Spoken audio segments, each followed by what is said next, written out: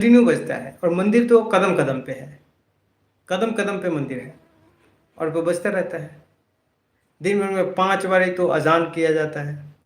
दिन भर में मतलब कह रहा हूँ कि वन डे में 5 बार तो कम से कम अजान होती है।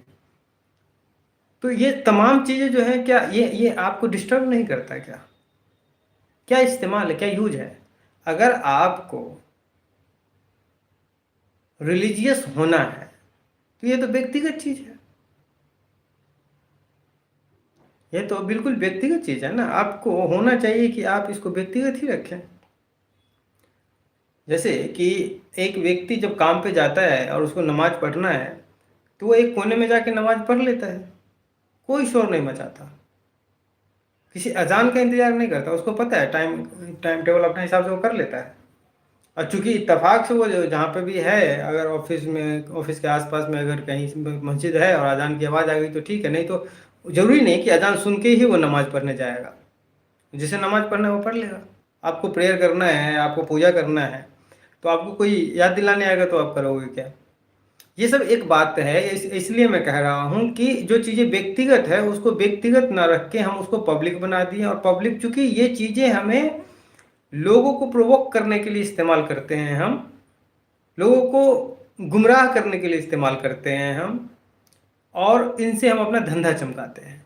तो हमें ज़रूरी है कि हम इन पॉलिटिक्स को, रिलीजियस पॉलिटिक्स को और पॉलिटिकल रिलीजन को समझें, सोचें और इस पर प्रश्न करना सीखें।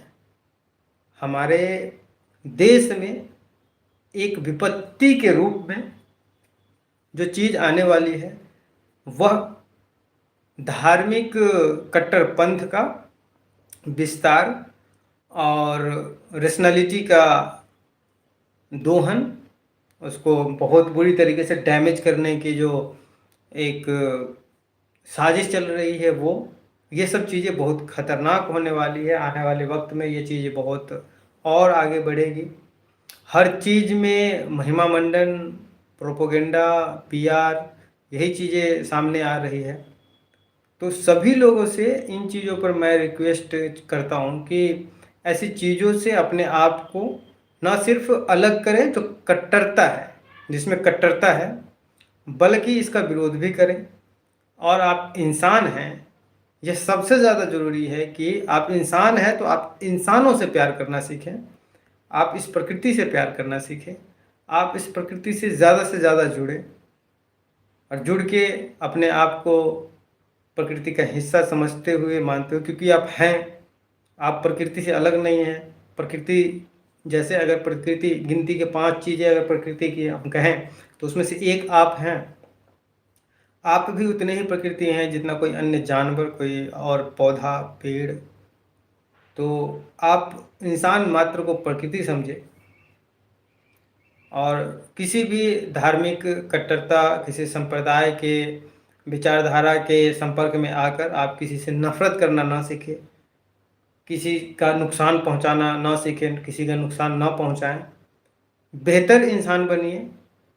बेहतरी सबसे बेहतर चीज़ है कि आप प्रकृति से जुड़िए।